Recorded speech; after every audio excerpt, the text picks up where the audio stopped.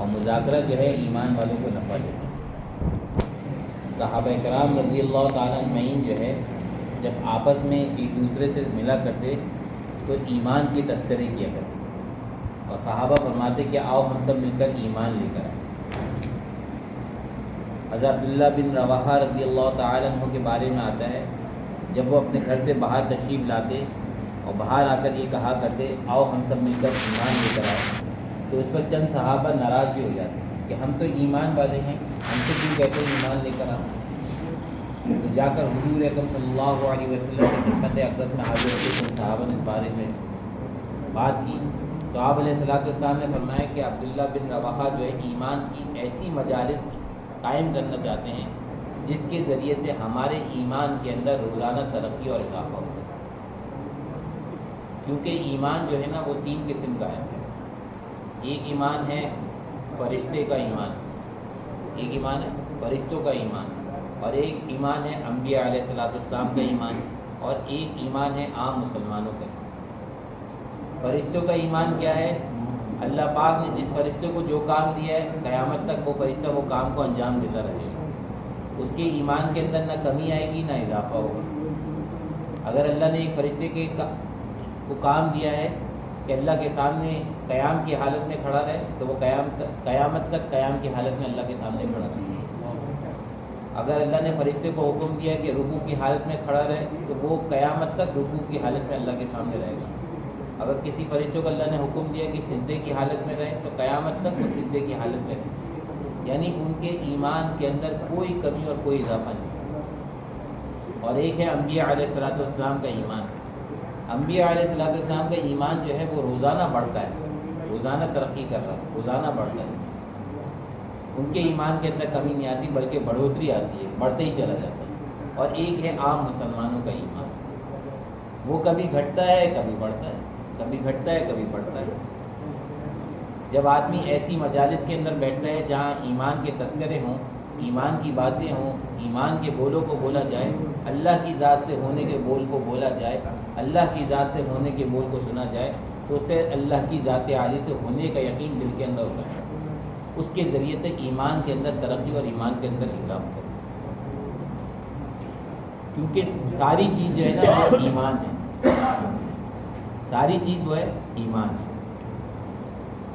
فرمایا کہ جو دنیا سے ذرہ برابر ایمان بچا کر لے کر جائے گا، دنیا سے ذرہ برابر ایمان بچا کر لے کر جائے گا، اللہ پاک اس کو دنیا سے 10 گنا بڑی جنت عطا فرمائیں گے۔ سبحان اللہ۔ مگر یہ بات جو ہے بچا کر لے جانے کی ہے، بچا کر لے کر جانے کی ہے۔ ایمان جب بچے گا کیسے؟ ایمان کے ماحول کو اختیار کرنے سے، ایسی مجالس کو اختیار کرنے سے جہاں ایمانی تذکرے ہوں، ایمان کی باتیں بولی جائیں، جہاں اللہ سے ہونے کو کہا جائے، جہاں اللہ سے ہونے کو سنا جائے، ان مجالس کے ذریعے سے ایمان کے اندر ترقی اور اضافہ ہوتا ہے۔ صحابہ کرام جو ہے اپنے ایمان کے اوپر ہمیشہ فکر مند رہتے تھے، ہمیشہ فکر، وہ کبھی بھی اپنے ایمان کے اوپر مطمئن نہیں ہوتے۔ حضرت عمر رضی اللہ تعالیٰ کے بارے میں آتا ہے کہ جب دنیا سے پردہ فرما جانے کا وقت آیا، انتقال کا وقت آیا، تو ایک صحابی ہیں حضرت حذیفہ رضی اللہ تعالیٰ عنہ، جو حضور اکرم صلی اللہ علیہ وسلم کے رازدار صحابی ہیں، جن کو حضور اکرم صلی اللہ علیہ وسلم نے منافقین کی فہرست دی ہوئی تھی کہ یہ لوگ جو ہیں منافقین ہیں، اور وہ رازدار صحابی تھے، وہ انہوں نے کسی کو بتانا نہیں تھا۔ حضرت عمر رضی اللہ تعالیٰ عنہ نے ان کو اپنے پاس بلایا اور بلا کر کہا کہ میں یہ نہیں پوچھتا کہ ان منافقین کی فہرست میں سے جو نام ہے وہ مجھے بتائیں، بلکہ میں یہ جاننا چاہتا ہوں اس فہرست میں میرا نام ہے یا نہیں۔ یہ کون فرما رہے ہیں؟ عمر رضی اللہ تعالیٰ عنہ، جن کے بارے میں آتا ہے حضور اکرم صلی اللہ علیہ وسلم نے فرمایا کہ اگر میرے بعد کوئی نبی ہوتا وہ عمر ہوتا، وہ عمر ہے۔ وہ اپنے بارے میں یہ گمان کر رہے ہیں اپنے ایمان کے بارے میں۔ تو ہمیں کتنی زیادہ فکر کرنے کی ضرورت ہے اپنے ایمان کے بارے میں۔ حضرت حنظلہ رضی اللہ تعالیٰ عنہ کے بارے میں آتا ہے فضائل اعمال کے اندر، اکثر پڑھتے رہتے ہیں کہ وہ فرماتے ہیں کہ ایک دفعہ وہ گھر کے اندر تشریف فرماتے ہیں اور گھر والوں سے بات چیت میں لگے ہوئے تھے، ایک دم ان کو خیال آیا کیا خیال آیا؟ ہنسی مذاق میں لگے، بات چیت میں لگتے لگتے ایک دم خیال آیا کہ حضور اکرم صلی اللہ علیہ وسلم کی مجلس میں ہوتے ہیں تو ہماری ایمان کی کیفیت اور ایمان کی سطح کچھ اور ہوتی ہے.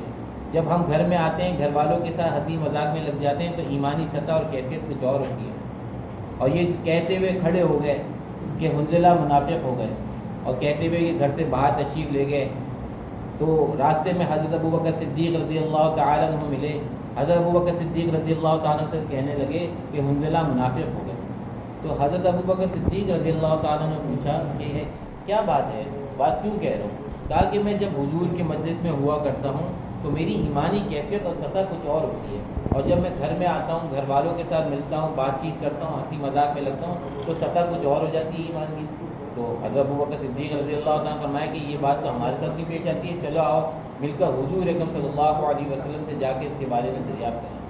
حضور اکرم صلی اللہ علیہ وسلم کے خدمت اقدس میں حاضر ہوئے اور حضرت حنظلہ رضی اللہ عنہ نے فرمایا کہ یا رسول اللہ، جب ہم جو ہے آپ کی مجلس میں ہوتے ہیں تو ہماری ایمانی کیفیت اور سطح کچھ اور ہوتی ہے، جب ہم گھر میں جاتے ہیں تو کچھ اور ہو جاتی ہے.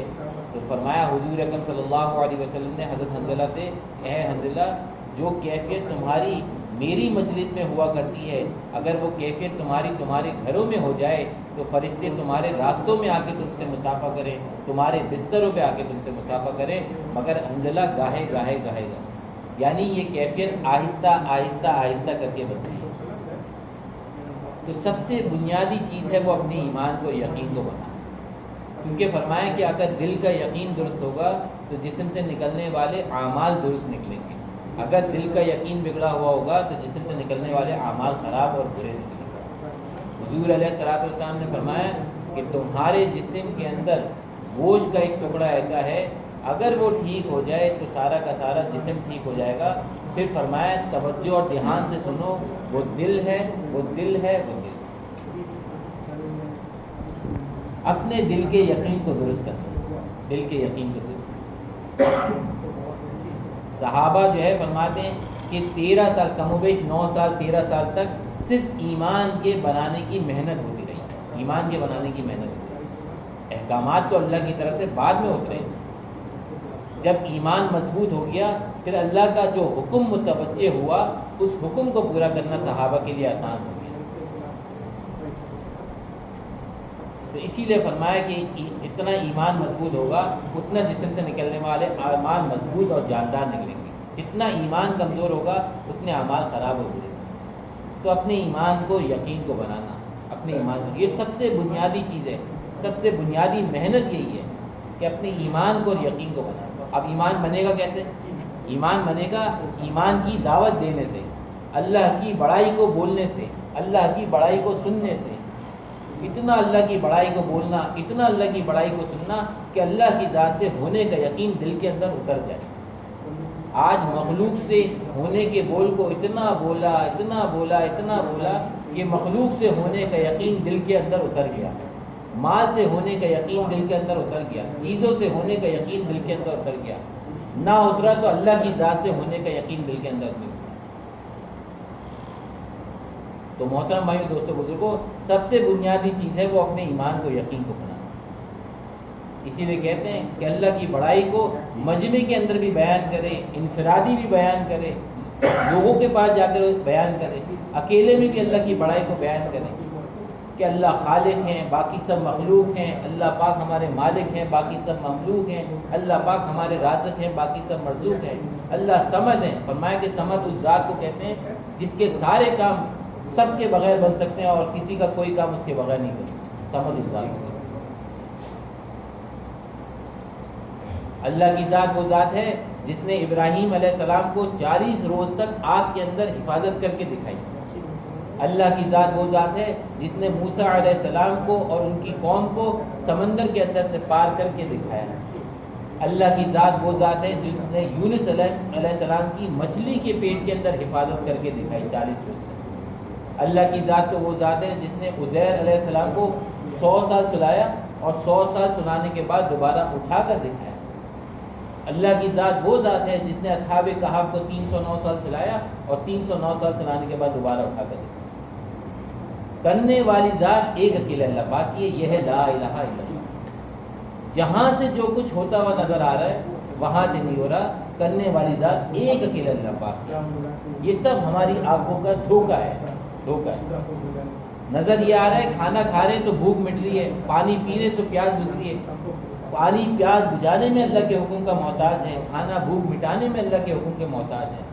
اس بات کا یقین دل کے اندر کرنا ہے۔ ہر چیز کی نفی کرنی ہے، ہر چیز کی نفی کرنی ہے۔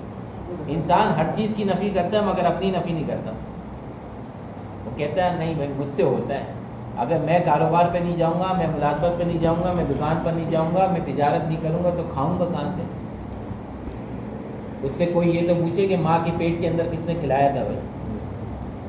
9 مہینے اتنی اندھیریوں کے اندر رکھے، کون کھلانے والا تھا، کون پالنے والا تھا، کون پلانے والا تھا؟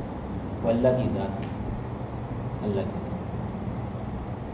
تو بار بار اللہ کی بڑائی کو بیان کرنا، بار بار اللہ سے ہونے کے بول کو۔ حاجی عبدالوہاب صاحب رحمۃ اللہ علیہ فرمایا کرتے تھے کہ بندہ جب 1000 مرتبہ کہتا ہے کہ اللہ سے ہوتا ہے اور مخلوق سے نہیں ہوتا، تو دل ایک دفعہ گواہی دیتا ہے کہ ہاں اللہ سے ہوتا ہے، مخلوق سے نہیں۔ تو بھائی مجھے آپ کو پتہ نہیں کتنے ہزاروں دفعہ بولنے کی ضرورت پڑے گی۔